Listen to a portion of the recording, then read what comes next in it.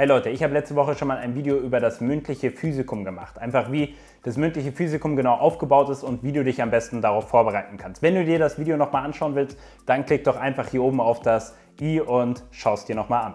Ansonsten heute geht es einfach um die mündliche Prüfungssituation und wie du da drin am besten punkten kannst.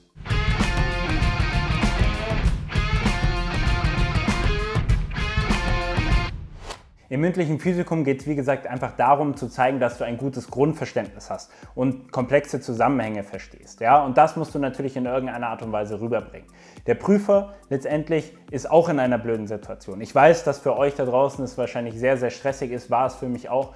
Aber der Prüfer selber ist auch gestresst, für den ist es auch keine schöne Situation und er hat letztendlich auch nichts davon, euch durchfallen zu lassen. Trotzdem gebe ich dir jetzt einfach ein paar Tipps, wie du am besten durch die mündliche Prüfung kommst. Erstens, sei nicht überrascht, wenn du am Anfang eine sehr allgemeine, offene Frage bekommst. Das hat allerdings wieder den Vorteil, dass du das Gespräch dahin leiten kannst, wo du gut vorbereitet bist. Das gibt dir einfach die Möglichkeit, frei zu reden, vorausgesetzt natürlich, dass du diese allgemeinen Fragen vorher geübt hast. Deswegen rate ich dir, setze dich vorher mit Freunden, mit Kommilitonen oder auch mit deiner Familie hin, nimm dir die allgemeinen Themen heraus und erklär die einfach mal im offenen Gespräch. Der zweite Punkt ist, geh vom Groben ins Detail.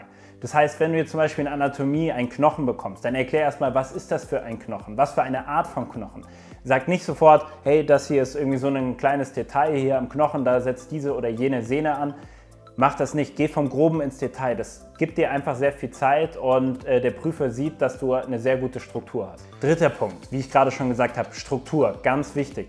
Probiere das, was du sagst, deine Antwort gut zu strukturieren und zu präsentieren, aber ohne ein großes Gehabe darum zu machen. Das bedeutet, nimm dir eventuell auch ein paar Sekunden, sag es dem Prüfer von wegen, ich brauche kurz ein bisschen Zeit, ich muss mich sammeln, ich muss meine Gedanken sortieren und dann gibst du strukturiert deine Antwort. Versuche nicht zu schleimen oder eine Wortwahl zu benutzen, die du normalerweise in einem normalen Gespräch mit einem anderen Mediziner niemals verwenden würdest. Aber natürlich sind Fachbegriffe immer wichtig und ein Pluspunkt in der Prüfung. Wenn du die Antwort auf eine Frage auch nach einer Bedenkzeit nicht direkt weißt, dann probier laut zu denken. Probier dem Prüfer zu zeigen, dass du Grundlagen hast. Dann kann nämlich der Prüfer einspringen und dich auf den richtigen Weg bringen. Fünftens, beobachte deine Prüfer, während du deine Antwort gibst. Lass dich aber davon nicht verunsichern. Es gibt jede Menge Arten von Prüfern.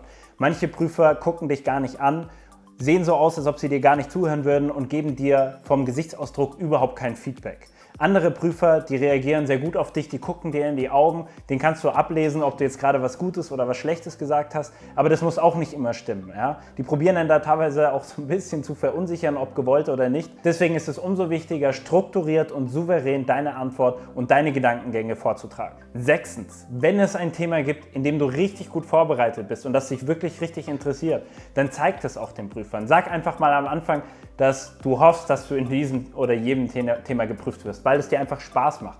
Zeig Interesse. Wenn du Glück hast, werden die Prüfer dich dann genau in die Richtung fragen und dann machst du dir das Physikum natürlich wesentlich einfacher. Siebtens, wenn du eine Frage nicht verstanden hast, dann frag nach, denn es macht überhaupt keinen Sinn, durch Raten irgendwie darauf zu kommen, was der Prüfer vielleicht gemeint hat. In der Regel ist es überhaupt kein Problem, wenn du dem Prüfer sagst, entschuldigen Sie, ich habe Sie akustisch nicht richtig verstanden. Oder könnten Sie die Frage mir nochmal in anderen Worten erklären? Achtens, wenn du während deiner Antwort merkst, dass du irgendwo eine Wissens- oder eine Lernlücke hast, dann probier das Thema einfach viel allgemeiner zu halten oder vielleicht auch das Thema so ein bisschen in eine andere Richtung zu lenken. Neuntens, unterbrich dich und verbessere dich ruhig selbst, wenn du während einer Antwort merkst, dass du einen Fehler drin hast. Das wird der Prüfer in der Regel sehr gut finden, wenn du eingestehst und siehst, da war ein falscher Gedankengang, so ist es eigentlich richtig. Wenn du dich selber verbesserst, dann ist es eben in der Regel auch kein Minuspunkt.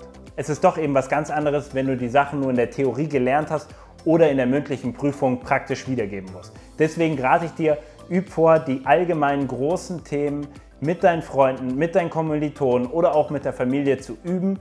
Probier Sachen zu präsentieren und wenn du das wirklich geschafft hast, dann hast du wie gesagt die halbe Prüfung schon geschafft. Wenn du dann noch dir die Skripte holst, die Prüfungsprotokolle, dann kannst du immer noch ein bisschen ins Detail gehen und auch da ist es empfehlenswert, immer dich mit deinen Kommilitonen gegenseitig zu prüfen und gegenseitig die Sachen zu erklären. Wenn du es nicht einfach genug erklären kannst, dann hast du es selber nicht gut genug verstanden. Das hat Albert Einstein gesagt und damit hat er auch recht. Wenn du es selber jemandem erklären kannst, dann hast du die Sache wirklich gut verstanden.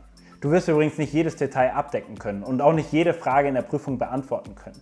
Denn du hast ja einen Prüfer, der in seinem Fachgebiet sehr spezialisiert ist. Und wenn er möchte, kann er dich immer weiter ins Detail fragen, bis du dann irgendwann keine Antwort mehr weißt. Das ist aber in der Regel kein Problem für eine gute oder auch eine sehr gute Note. Häufig wollen nämlich die Prüfer einfach nur sehen, wie weit sie bei dir gehen können. Natürlich ist eine gute Vorbereitung auf die Prüfung das A und O. Trotzdem kannst du mit einem recht allgemeinen Fachwissen und einer gewissen Grundverständnis in der Prüfung doch sehr viel punkten und letztendlich eine gute oder auch sehr gute Note erreichen. Wie geht es euch in einer mündlichen Prüfung? Sagt ihr, ich gehe da rein, easy going, mache meine Prüfung, hole mir eine gute Note ab?